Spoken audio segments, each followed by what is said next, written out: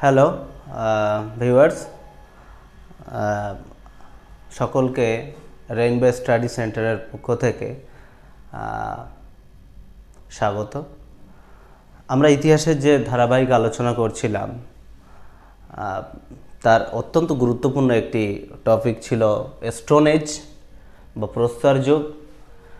তার প্রথম দুটি পর্ব অর্থাৎ প্যালিওলিথিক এজ এবং মেসোলিথিক এজ অর্থাৎ প্রাচীন প্রস্তর এবং মধ্যপ্রস্তর যুগ সম্পর্কে আমরা ইতিমধ্যে আলোচনা করেছি। আজকের আলোচনার শেষ পর্ব এবং অত্যন্ত গুরুত্বপূর্ণ যে টপিক সেটি হলো নব্যপ্রস্তর যুগ বা নিওলিথিক এজ। ভারতীয় উপমহাদেশের প্রত্নতাত্ত্বিক যে যুগ বা প্রাক ইতিহাসের যে যুগ, সেই যুগের আলোচনায় নব্যপ্রস্তর যুগের বিশেষত্ব বিভিন্ন কারণে গুরুত্বপূর্ণ, সেটি আমরা আলোচনার ক্ষেত্রে আমরা দেখব। প্রথমে আমরা একটু দেখে নিই যে এই স্টোন এজ বা প্রস্তর যুগকে আমরা মূলত তিনটি ভাগে ভাগ করতে পারি। একটি হলো প্রাচীন প্রস্তর যুগ বা প্যালিওলিথিক এজ, মেসোলিথিক এজ বা মধ্যপ্রস্তর যুগ, এবং তৃতীয়টি হলো নিওলিথিক এজ বা নব্যপ্রস্তর যুগ। এই প্রাচীন প্রস্তর যুগ বা প্যালিওলিথিক এজ এটি কিন্তু ভূতাত্ত্বিক যে সময়কাল সেদিক থেকে কিন্তু প্লেইস্টোসিন যুগের অন্তর্গত, যেটাকে আমরা তুষার যুগ বা হিম যুগ বলে থাকি। এবং মেসোলিথিক এবং নিওলিথিক এই দুটি পর্যায় এটি উষ্ণ যুগ বা আধুনিক হলোসিন যুগের অন্তর্গত।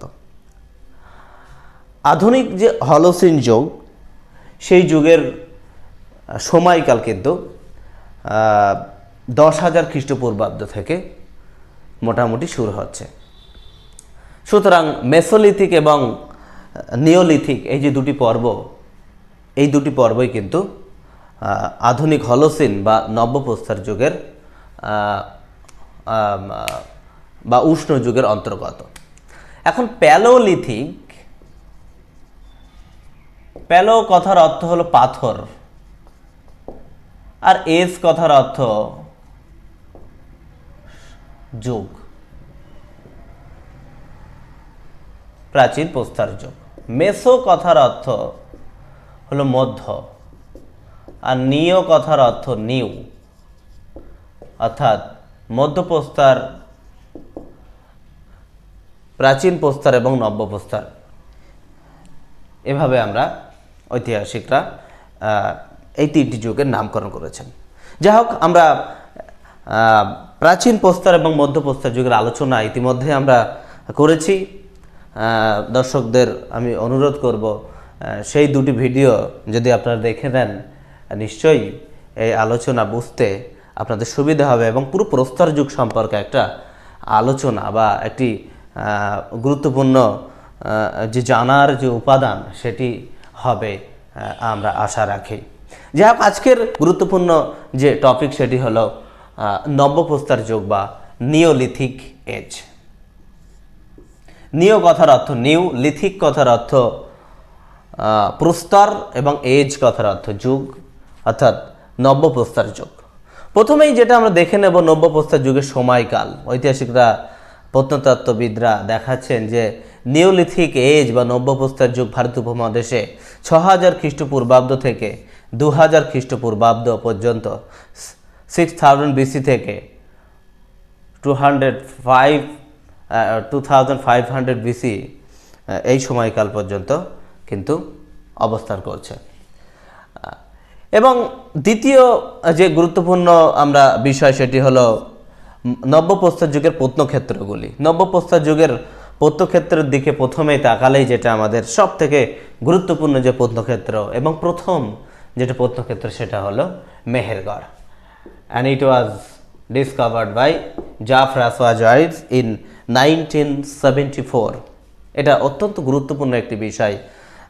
আমরা আমাদের এই চ্যানেলে মেহেরগড় সভ্যতা নিয়ে কিন্তু একটি কমপ্লিট আলোচনা আমরা করেছি, সেটি দর্শক বন্ধুদের অনুরোধ করব সেটি দেখে নেওয়ার জন্য।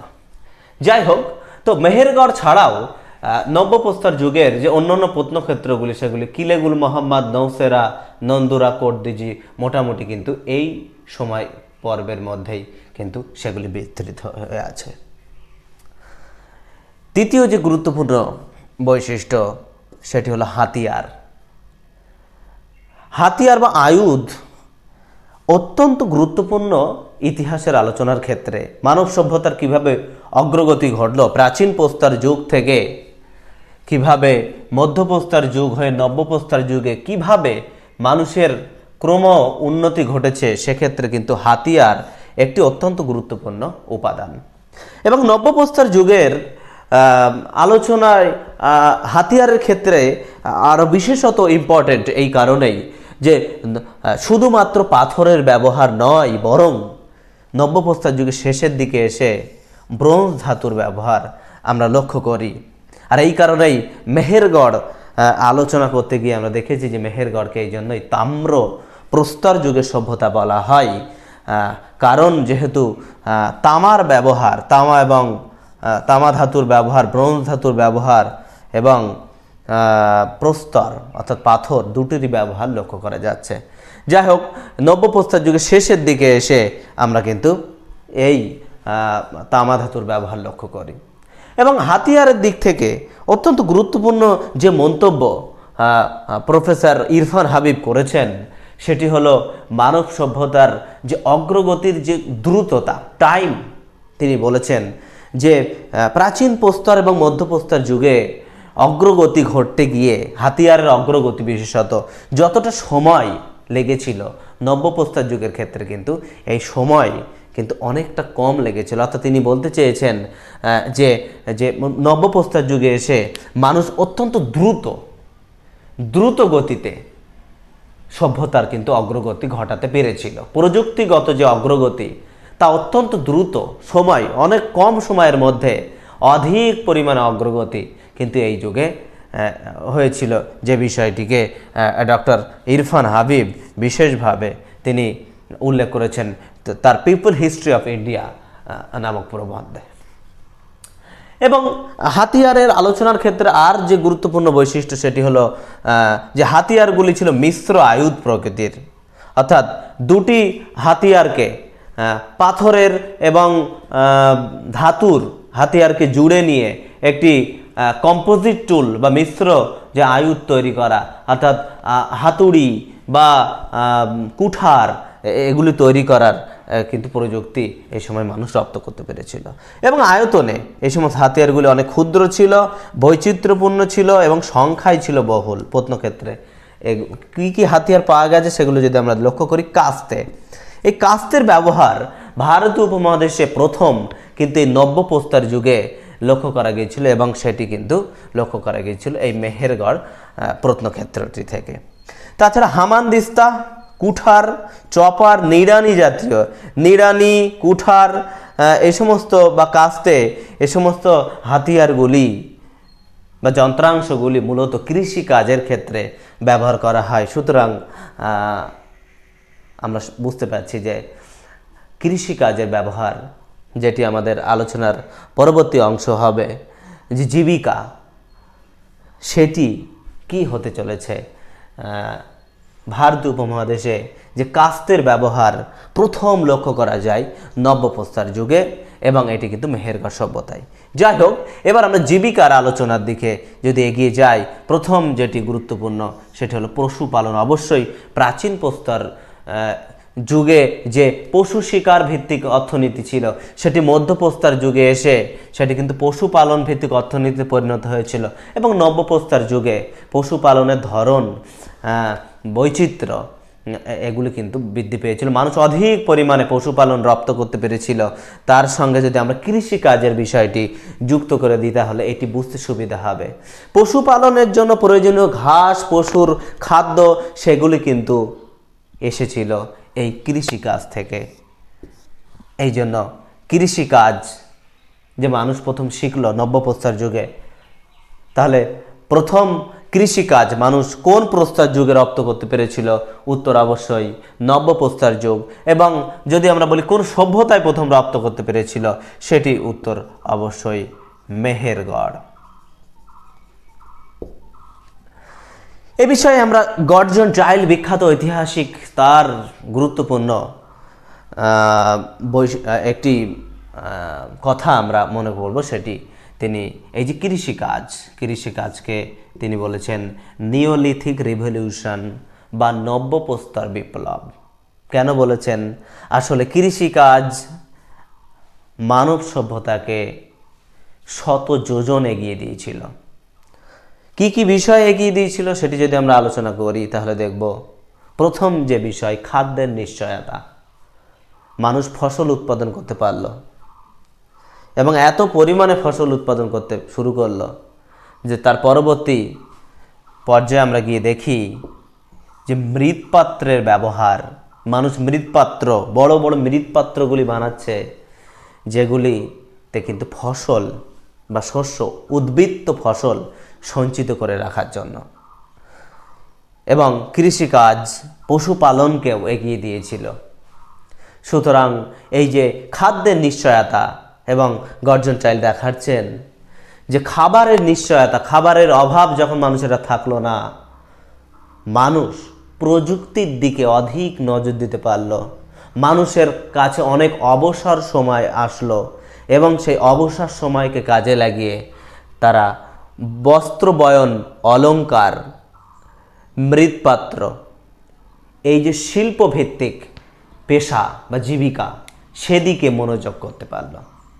অর্থাৎ এটি কিন্তু মানব সভ্যতার এই প্রথম যে খাবার, তার বাইরে গিয়ে যে জীবিকার ধরন, জীবিকার তাগিদ মানুষ কিন্তু সন্ধান করতে পারল, এর গুরুত্ব কিন্তু এই কৃষিকাজের মধ্যে বিধৃত হয়ে আছে।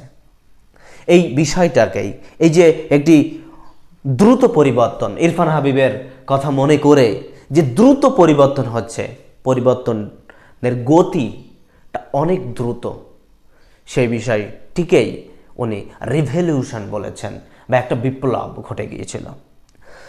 এবার আমরা দেখব শিল্প, জীবিকার দিক থেকে শিল্পের এই বোধহয় প্রথম মানুষের সঙ্গে পরিচয় ঘটল। প্রাচীন প্রস্তর এবং মধ্যপ্রস্তর যুগে মানুষের জীবনযাত্রা মূলত সংগ্রাহক এবং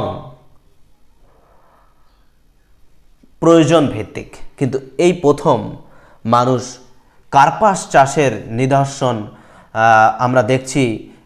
এই কার্পাস চাষের নিদর্শন কিন্তু সারা পৃথিবীতে প্রথম ভারতীয় উপমহাদেশে লক্ষ্য করা যাচ্ছে এই নব্যপ্রস্তর যুগে মেহেরগড় সভ্যতাতে।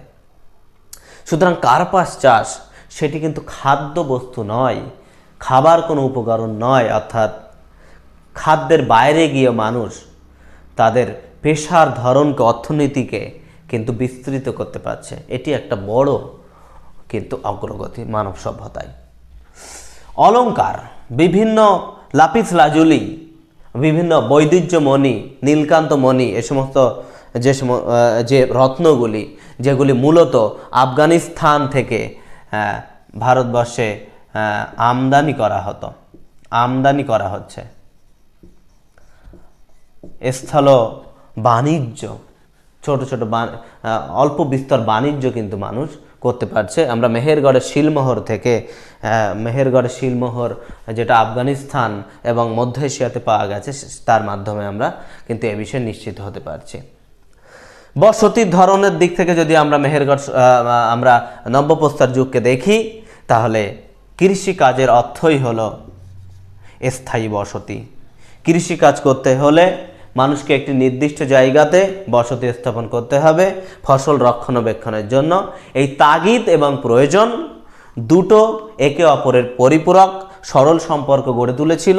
তার ফলেই মানুষ কৃষিকাজের পাশাপাশি স্থায়ী বসতি এবং গোষ্ঠীবদ্ধ গ্রামীণ জীবন কিন্তু গড়ে উঠছে, এবং এরই প্রেক্ষাপটেই ভারত উপমহাদেশে প্রথম গ্রামীণ সভ্যতা মেহেরগড় সভ্যতা কিন্তু গড়ে উঠছে। সুতরাং আমরা নব্যপ্রস্তর যুগের আলোচনায় যে গুরুত্বপূর্ণ বৈশিষ্ট্যগুলি, সেগুলি যদি আমরা একটু দেখে নিই, তাহলে অবশ্যই এই প্রথম ভারতীয় উপমহাদেশে কিন্তু নব্যপ্রস্তর যুগেই কৃষিকাজ শুরু হয়েছিল। দ্বিতীয়ত মৃৎপাত্র। এর আগে মানুষ মৃৎপাত্র, কিন্তু নব্যপ্রস্তর যুগের আগে মানুষ মৃৎপাত্র নির্মাণের কৌশল কিন্তু রপ্ত করতে পারেনি।